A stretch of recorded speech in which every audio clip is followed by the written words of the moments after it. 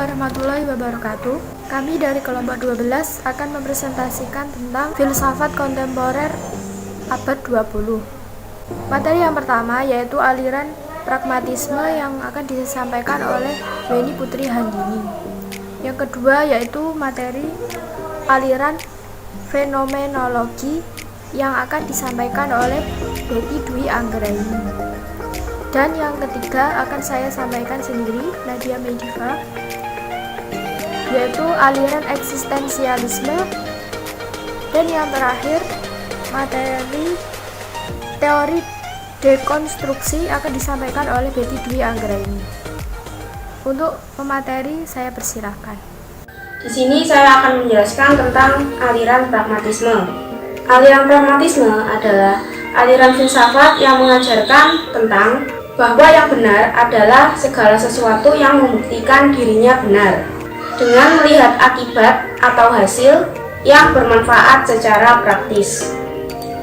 Dengan demikian, yang terpenting dari pengetahuan bukanlah kebenaran objektif, melainkan bagaimana kegunaan praktis dari pengetahuan kepada individu-individu.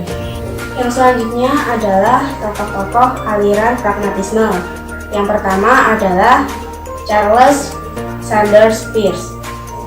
Charles Sanders Peirce merupakan putra dari Benjamin Peirce. Beliau dilahirkan pada tahun 1839 dan meninggal pada tahun 1914. Menurut Peirce, kebenaran yang hakiki adalah kebenaran yang berdasarkan fakta, bukan opini. Peirce membagi kebenaran menjadi dua, yaitu kebenaran transidental dan kebenaran kompleks. Kebenaran transidental adalah kebenaran yang menetap pada benda itu sendiri, sedangkan kebenaran kompleks adalah kebenaran dalam pernyataan-pernyataan. Menurut Peirce, keraguan adalah awal dari sebuah pencarian keyakinan yang benar. Untuk itu, ia membagi 5 konstruksi, yaitu belief, habit of mind, doubt, inquiry, dan logic of theory. Belief berupa tatanan sosial yang dipegangi dan moral. Habit of mind merupakan kebiasaan dalam pemikiran, yakni adat istiadat yang turun-temurun dan mengkristal. Doubt merupakan keraguan-raguan akan apa yang selama ini dianggap mapan karena adanya benturan antara Turat dengan Al-Hadatat. Dalam inquiry, yang dicari adalah nilai, bukan kebenaran. Dalam the logic of theory, kebenaran teks adalah kebenaran yang tertutup oleh kebenaran absolut. Tokoh yang kedua adalah William James. James meyakini bahwa tidak ada kebenaran mutlak. Yang ada adalah kebenaran itu bersifat dinamis, tidak statis. Di samping itu, menurut James, kebenaran juga bersifat plural, yakni kebenaran adalah hasil verifikasi dari nama-nama yang berguna dan tidak berguna bagi manusia. James membagi corak pendekatan menjadi 2 macam, yaitu pendekatan empiris dan pendekatan idealis. Dalam pandangan James, kebenaran moralitas tidak ada yang final. Kebenaran tersebut belum selesai. Jadi, bagi James, kebenaran dan moralitas akan selalu berproses dengan menyesuaikan situasi yang terus berubah dan kebutuhan praktis. Tokoh yang ketiga adalah John Dewey. John Dewey dilahirkan di Burlington pada tahun 1859 dan meninggal pada tahun 1952. Menurut beliau, tugas filsafat adalah memberikan pengarahan-pengarahan bagi perbuatan dalam kehidupan. Dengan demikian, filsafat dapat menyusun suatu sistem norma-norma dan nilai-nilai. Menurut Dewey, pemikiran kita berpangkal dari pengalaman-pengalaman dan bergerak kembali menuju pengalaman-pengalaman. Pemikiran itulah yang menyusun sasaran pengetahuan. Menurut Dewey, penyelidikan dengan penilaiannya merupakan suatu instrumen. Segala pernyataan yang dianggap benar pada dasarnya dapat berubah. Menurutnya, kepribadian adalah sesuatu yang harus dicapai sesuatu dalam pembentukan. Gagasan tentang pertumbuhan ini juga dipakai dalam ajaran tentang pendidikan. Oleh karena itu, sekolah harus memberikan bahan pelajaran sebagai pengalaman yang berfaedah bagi peserta didik, baik di masa kini maupun di masa yang akan datang. Saya akan menjelaskan tentang aliran fenomenologi dan tokoh-tokohnya. Yang pertama adalah Edmund Husserl. Ia dilahirkan di Proschwitz, Moravia pada tahun 1859. Karya Edmund Husserl yang pertama penyelidikan yang logis. Yang kedua, ide-ide bagi suatu fenomenologi yang murni. Yang ketiga, logika yang formal dan transendental. Yang keempat, pengalaman dan pertimbangan. Usaha untuk mencapai hakikat segala sesuatu adalah reduksi atau penyaringan. Husserl mengemukakan 3 macam reduksi. Yang pertama, reduksi fenomenologis. Di dalam reduksi ini, kita harus menyaring pengalaman-pengalaman kita dengan maksud supaya mendapatkan fenomena dalam wujud yang semurni-murninya. Yang kedua, reduksi eidetik. Penyaringan atau penempatan dalam tanda kurung segala hal yang bukan eidos atau intisari atau hakikat ataupun fenomena. Jadi hasil reduksi ini ialah penelitian hakikat. Yang ketiga adalah reduksi transendental, ialah eksistensi dan segala sesuatu yang tiada hubungan timbal balik dengan kesadaran murni. Fenomenologi ini diterapkan kepada subjeknya sendiri dan kepada perbuatannya, kepada kesadaran yang murni.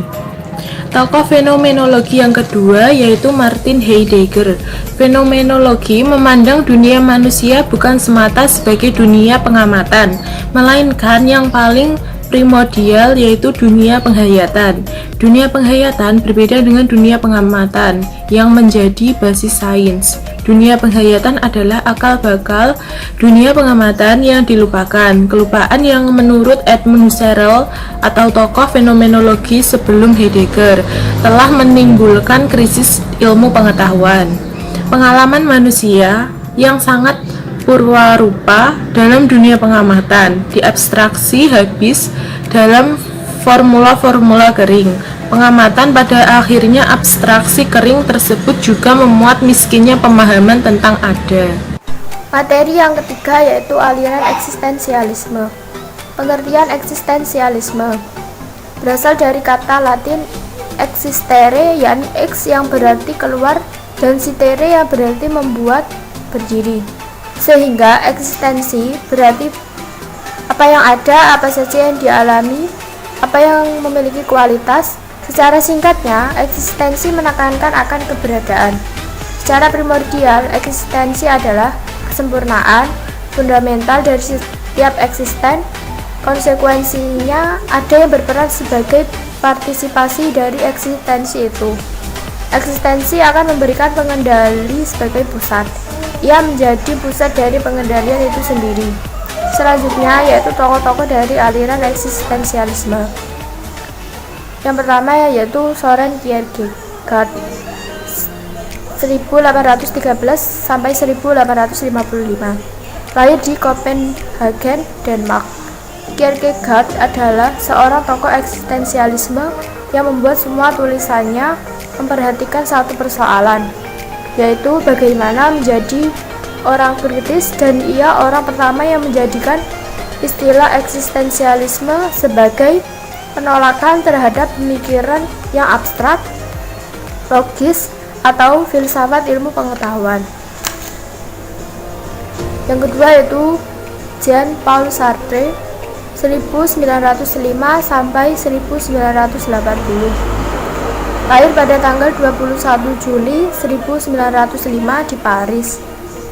Jean-Paul Sartre memang memiliki pemikiran yang unik. Ia adalah sosok yang langka tentang filosof yang sekaligus juga seorang dermawan. Di sisi lain, ia juga seorang novelis yang sukses dan seorang kritikus sastra yang produktif. Kita dapat melihat filsafatnya yang menunjukkan bahwa manusia modern harus menghadapi fakta bahwa Tuhan tidak ada. Tokoh yang ketiga yaitu Friedrich Nietzsche. Nietzsche dikenal sebagai sang pembunuh Tuhan. Ia memprovokasi dan mengkritik kebudayaan barat di zamannya, yang sebagian besar dipengaruhi oleh pemikiran Plato dan tradisi kekristenan. Keduanya mengacu kepada paradigma kehidupan setelah kematian, sehingga menurutnya anti dan pesimis terhadap kehidupan. Selanjutnya, teori dekonstruksi Jacques Derrida. Jacques Derrida lahir di Aljazair pada tanggal 15 Juli 1930. Menurutnya, dekonstruksi bukanlah suatu alat penyelesaian dari suatu subjek individual atau kolektif yang berinisiatif dan menerapkannya pada suatu objek, teks atau tema tertentu. Dekonstruksi adalah peristiwa yang tidak menunggu pertimbangan, kesadaran, atau organisasi dari suatu subjek, atau bahkan modernitas. Derrida mengadaptasi kata dekonstruksi dari kata destruksi dalam pemikiran Heidegger. Terdapat 3 poin penting dalam dekonstruksi Derrida, yaitu yang pertama, dekonstruksi seperti halnya perubahan terjadi terus-menerus dan ini terjadi dengan cara yang berbeda untuk mempertahankan kehidupan. Yang kedua, dekonstruksi terjadi dari dalam sistem-sistem yang hidup, termasuk bahasa dan teks. Yang ketiga, dekonstruksi bukan suatu kata, alat, atau teknik yang digunakan dalam suatu kerja setelah fakta dan tanpa suatu subjek interpretasi.